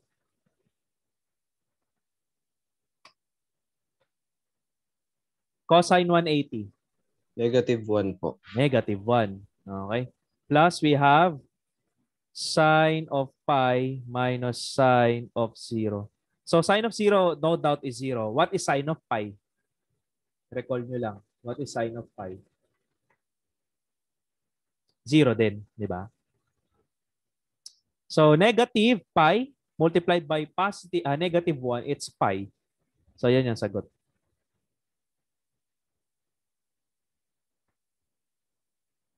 So, sa IBP, kapag nag-perform ka na ng U times V, to, pag nag-perform ka na niyan, may limits na yung U times V mo lagi. Laging ganun yung gagawin ninyo. Kasi parang intern, nag-ano ka na rin yan eh, nag-integrate ka na rin yan. Kaya dapat kasama siya dyan. Okay? May limits siya. So pag IBP, laging ganun. Okay. After mo na tapos ng i-integrate, okay, lagi mong lalagyan ng limits sa IBP. Pero pag ito ay naging x raised to 10, di ba? 10 beses kang mag-IBP. Okay. And no, sobrang hirap nun. Sobrang haba. Okay. Pero may table naman. Okay. So number 8 tayo. So let's try to have -3 and then -2 ng y plus 2 all over we have y squared plus 4y dy. No? So how do we integrate this? The very first thing that we're going to do to integrate this is partial fraction ba to? Hindi siya partial fraction. No? Kung titignan yung maigi, you can simply use U substitution dito kasi yung denominator ay y squared, yung numerator ay y. No? Pag dinifferentiate mo yung y squared plus 4y is magre-result ka ng y. Okay, so try natin. So let's try U substitution. Let U, yung denominator, syempre, y squared plus 4y. And then derivative ng U would be 2y plus 4. Okay. With respect to y, dy. Okay. So ngayon, paano to? Hindi naman lumabas yung y plus 2. Teka lang. Pwede mong i-factor out yung 2 dito sa dalawang term na to. So magiging 2 times y plus 2. And yes, napalabas mo yung y plus 2 dy, which is this. No? Okay. So kung napalabas mo yan, yan lang ang gusto ko sa right side. So i-divide ko sila both by 2 to eliminate yung 2 dito. So magiging 1/2, divide ko sila. So magiging du all over 2 equals y plus 2, then we have dy. So we can now substitute. So bali mangyari guys ay ganito. Y plus 2 dy saan equal? Y plus 2 dy saan equal? Du all over 2. So we have du all over 2 all over y squared plus 4y saan natin nilet? Nilet natin sa u. Okay. So yan lang. Simpleng u substitution lang. So pwede natin ilabas yung 1/2 bago natin i-integrate. So that is du all over u. No? So we have 1/2. Integrate ng du all over u would be ln of the absolute value of u evaluated from -3 to -2. Okay, but yung u natin is y squared plus 4y. So kailangan natin siyang ibalik doon sa original na variable na y squared plus 4y. So we have 1/2. We have ln, okay, of the absolute value of u. Now, y squared plus 4y evaluated from -3 to -2. Now, distribute the limits. So we have 1/2. Yung 1/2 na to ay nakamultiply sa limits, ha? Sa buong ito, sa buong integral. So we have ln of the absolute value of y squared plus 4y. Upper limit muna tayo. So -2 squared plus 4 times -2, no? And then we have minus ln lower limit -3 squared plus 4 times -3. Okay, absolute value. So try natin magiging 1/2 ln of the absolute value of negative 2 squared is 4 minus 8. 4 times negative 2 is negative 8. Okay. Then minus ln of the absolute value of 9. Negative 3 squared is 9. Then minus 12. 4 times negative 3 is negative 12. So we have 1/2 ln of the absolute value of negative 4. Okay, minus ln of the absolute value of negative 3 because of 9 minus 12. Na? So, kunin mo yung absolute value, of course, magiging 1/2 ln of 4 minus ln of 3. Okay? And by properties of ln, recall that if we have ln of A minus ln of B, we can rewrite it as ln of A all over B. So that we have 1/2. This is our A. You can think of it as our A. You can think of it as our B. And naka-minus siya. So pwede nating i-apply. So what will happen? Magiging 1/2 ln of what? 4 all over 3. And yan yung sagot natin. 1/2 ln of 4 all over 3. Or, minsan pa nga, pwedeng yan ang sagot eh. Minsan pa nga, may isang property din ng ln na kapag, for example, meron kang A, okay? ln of 2. So, itong A na nakamultiply sa ln, na nasa labas ng ln, pwedeng mong i-rewrite as ln of 2 raised to A. So, yung A mapupunta sa exponent. So, pwedeng gawin yon. Magiging ln of 4/3 raised to 1/2. So, pwedeng yan din ang sagot. Yung ln na property ay gamit na gamit. Lalong-lalo na pag yung nag-result yung integral mo na may ln. So, para ma-simplify mo siya, gagamit ka ng properties ng ln. Ayan.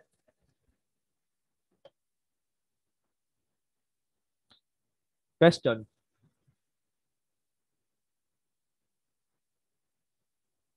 Wala naman. None so far po, sir. Wala po. Wala po, sir.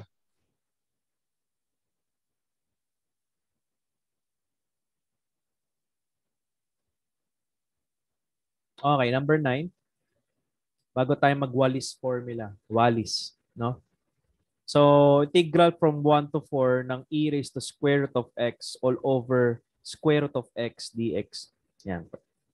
So, this may seem hard, but pareha silang may square root of x, no?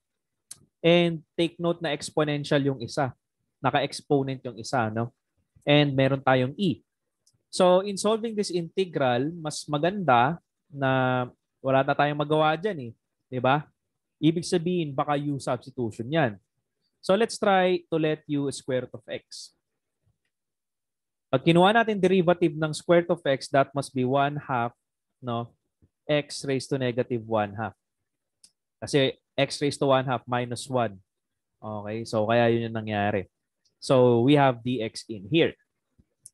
So, pag ginawa natin yan, guys, ano pang ginawa natin? Pag manipulate natin to magiging 1 all over 2 square root of x dx. Baba ko tong negative 1/2. Yun na yun. 1 all over 2 square root of x. Square root of x is raised to 1/2. So kung mapapansin mo sa integrand mo, meron kang dx all over square root of x. Eh dito, meron kang dx all over square root of x. So kaya kailangan ko i-isolate yan by multiplying 2 sa kabila. So 2 du all over equals to dx all over square root of x. Yan.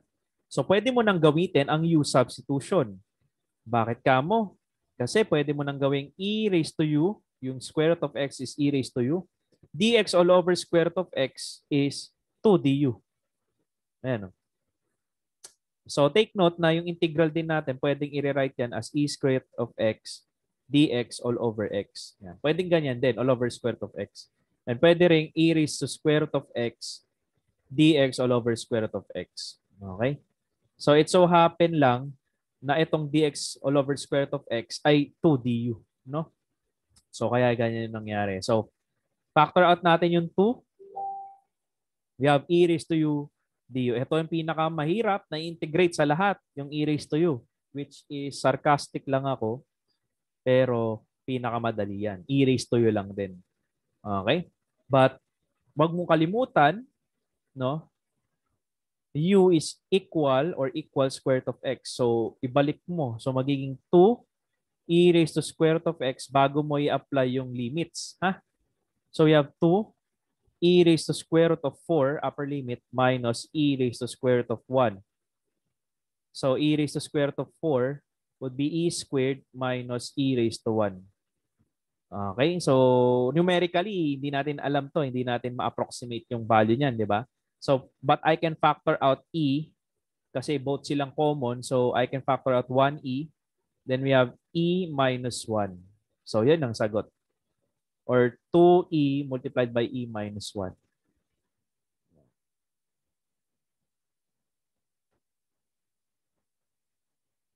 Question? Wala naman po, sir. Sir, always po ba na babalik po ba sa original form po bago po substitute po ng limit? Ano po, bago mag-substitute ng limit ay ibabalik yung u. Apa. Once na tapos ka nang mag-integrate gamit yung u substitution, ibalik mo na sa original yung u na variable bago ka mag-evaluate ng limits. Laging Okay, ganun. Always. Thank you po. Okay. So let's talk about Wallis formula, no? So sa Wallis formula kasi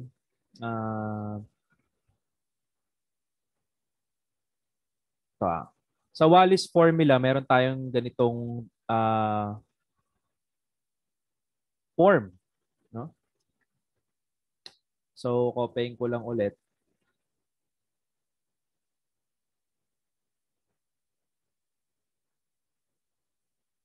Yan.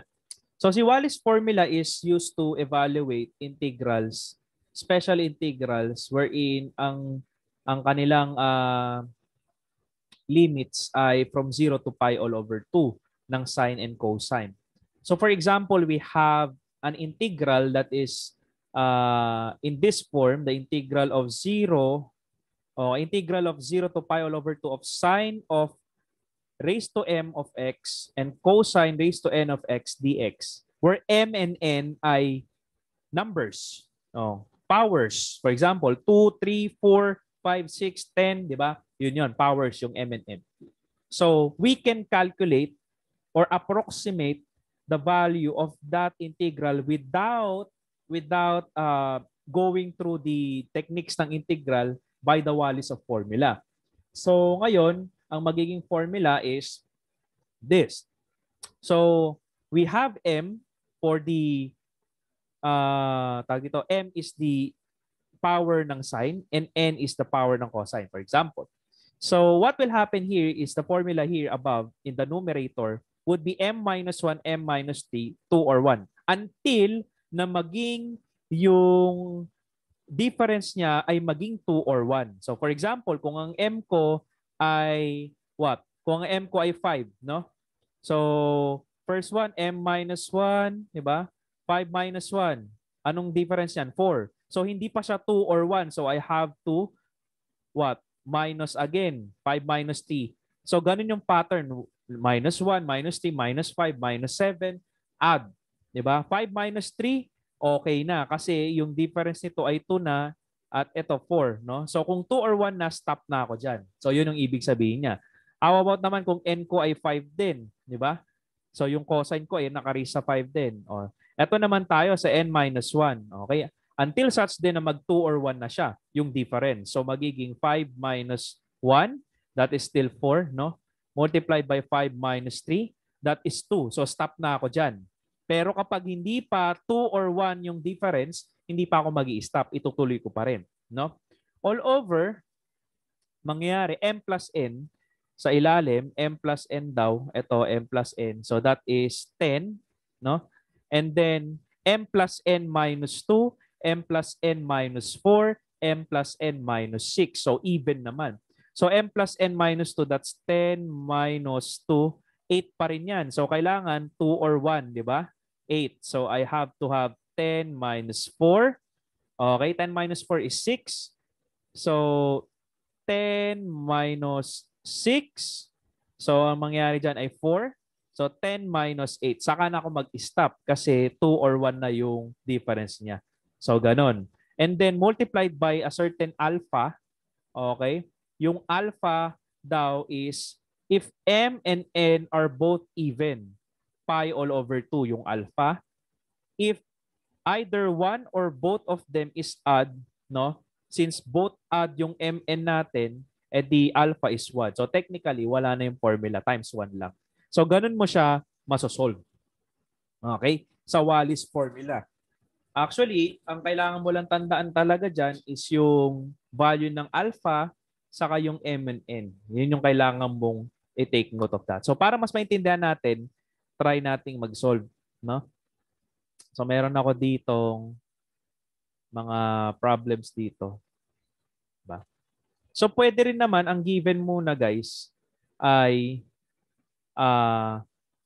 walang value ng cosine, no? Pwedeng mangyari 'yon. Pwedeng N lang muna sine squared of x dx evaluated from 0 to pi all over 2. So bali ang M natin dito guys is 2 kasi 2 yung exponent ng sine at yung N natin ay 0. So 0 yan. So formula natin, so M minus 1. So 2 minus 1. Okay, stop na kagad ako dyan. Kasi 1 na yan eh. 1 na yung difference niyan eh.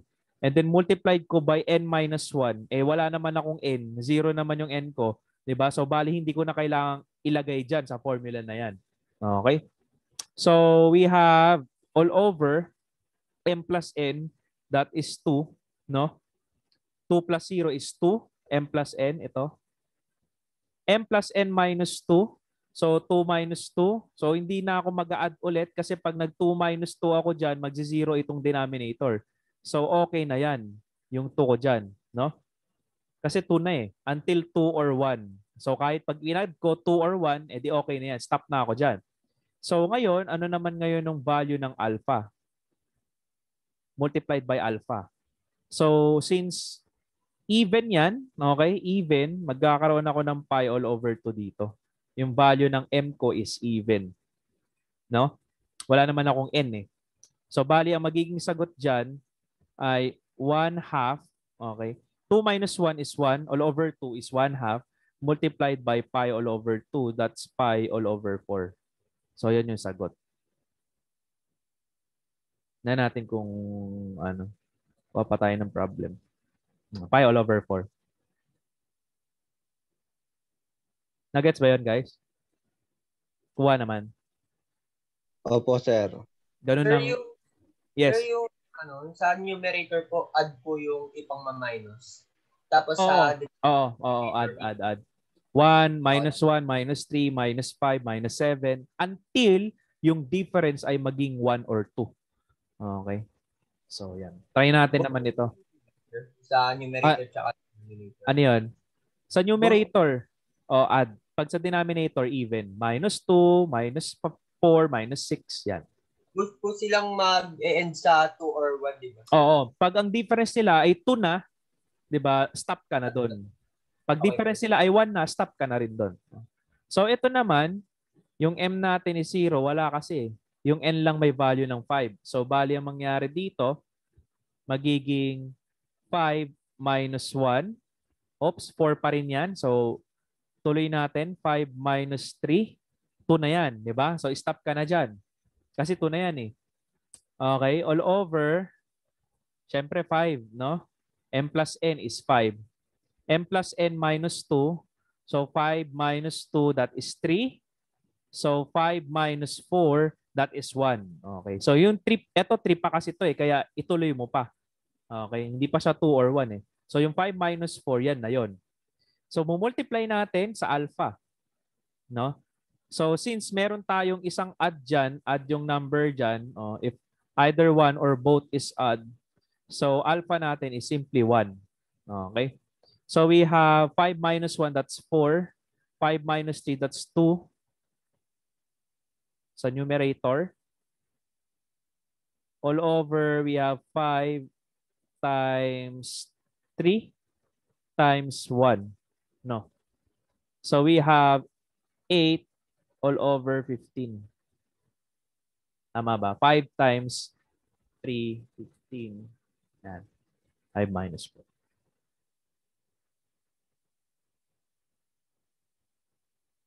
Bali, ganun lang siya. Question? Wala naman. So, syempre, isa pa lang yun. Isa pa lang, wala pang sine and cosine. Pero titignan natin mamaya.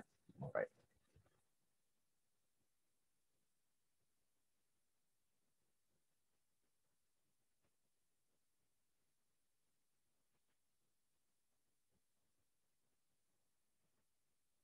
Ayan. How about this? 7 naman siya, no? So, ganun pa rin ang process, guys. So, bali, mangyari dito, magiging, what? 7 minus 1, that is 6. So, 7 minus 3 pa tayo, that is 4. So, 7 minus 5. Oh, that is 2 na. So, stop ka na, no? All over 7. So, we have 7 minus 2. That is 5. 7 minus 4.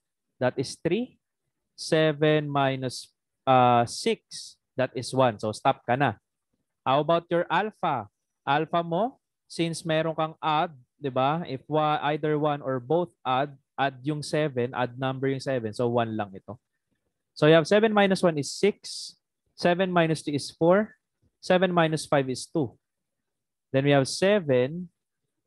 7 minus 2 is 5. 7 minus 4 is 3. 7 minus 5 is 2. So, pwede bang mag-cancel? Pwede itong mag-cancel. Okay. So, ano pang pwede mag-cancel dyan? 4 all over 6. 6 all over 3, no? 6 all over 3, ito yung magiging 2. So, bali magiging 8 all over 35. No? Sagot natin. So, mabilis, di ba? Ito, kasi pag ginawa mo dito, in-integrate mo ng mano-mano yan, no? Powers of sine yan. And mahirap siyang ano, kumbaga parang mahirap siyang hindi naman siya powers of sine pala. Ano? Kasi parang readily integrable na siya eh. So, mahirap siyang i-evaluate kapag na-distribute mo na yung limits. Kaya ang Wallis formula, ginagamit yan para mas mabilis yung integral natin. Take note nga lang na for sine and cosine and for the limits na pi all over 2.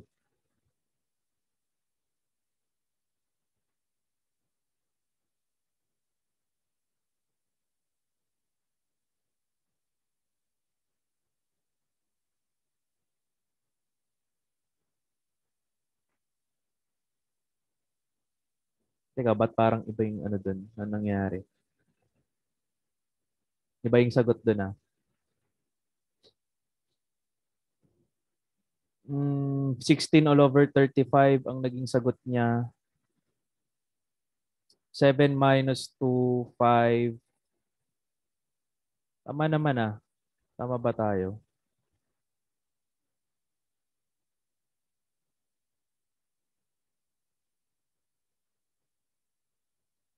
Parang naiba. Wait lang.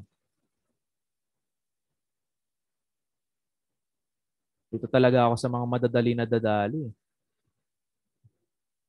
Ayan. Saan tayo nagkaiba dyan? 7 minus 1, 7 minus 3, 7 minus 5, 7 minus 2, 7 minus 4, 7 minus 6, 1. Oo, tama. Dapat 1 to. Ano ba naman yan? Dapat ito ay 1. 7 minus 6 eh. Oh. So, 1 ito. Ba naman yan? So, 1. So, hindi magka-cancel. Ito. So, yung 3 lang.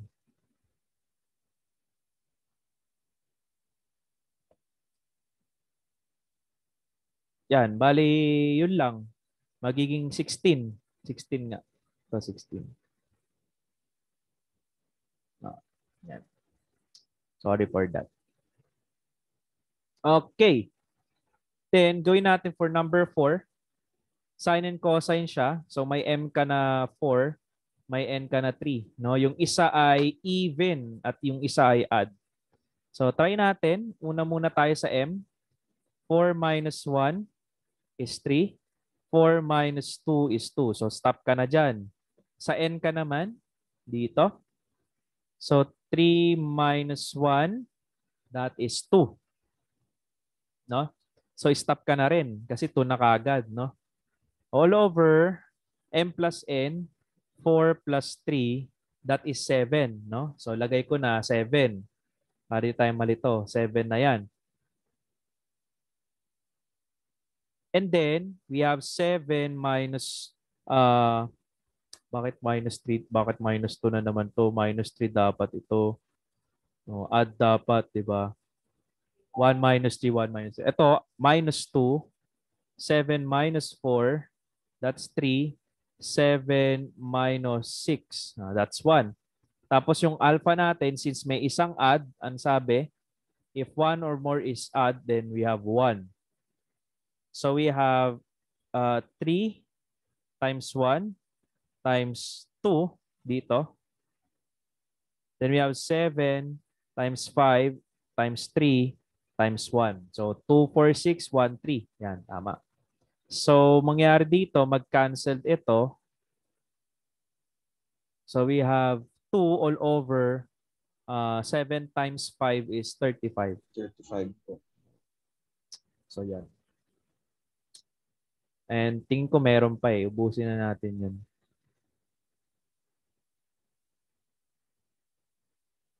Ito. Ay, bakit lahat? Ito lang. Kinokopya ko na lang guys ha, kasi ayoko nang magsulat. Yan din naman ang ginagamit ko pag nagka-class. Okay lang po, sir. Ayan. So we have m equals 4, n equals 4. So since pareha silang even, yung alpha natin, pi all over 2. So, ganun ulit, guys. So, we have 4 minus 1, that's 3. 4 minus 3, that's 1. Okay. That's for m. For n, ganun din. 4 minus 1 is 3. The 4 minus 3 is 1. All over m plus n is 8. So, 8 minus 2 is 6. 8 minus 4 is 4. 8 minus 6 is 2. So, stop ka na dyan. Since parehas yung even, parehas na even, so pi all over 2 yung alpha natin. So we have 3 times 1. Then we have 3 din times 1. All over 8 times 6 times 4 times 2. So pwede lang mag-cancel dito. May magka-cancel lang dito na 3 times 1 times, so 3 and 6, sabihin natin ito ay 2 na lang, no? So, kaya mangyari, 3 all over 8 times 2, 16. 16 times 4 is 64. 128. 8, 128, no? Eh, divisible by 3. Divisible by 3 ba yung 128? 3, 6, 9, 12. So, parang hindi. Tama ba? Sagot natin. Ha? May pi all over 2 pa pala. No, yun na nga ba sinasabi ko eh. Sabaw na si sir. Hindi pa kasi kumakain. Pagpasensyahan niyo na. Okay. So, ADU natin. Pi all over 2, no? So, may pi all over 2 pa dito, guys. So, that's 3 pi all over 256. Yan. Ito yung pi all over 2. Nakalimutan na. Dapat may pi all over 2 dyan. Lagay natin dito.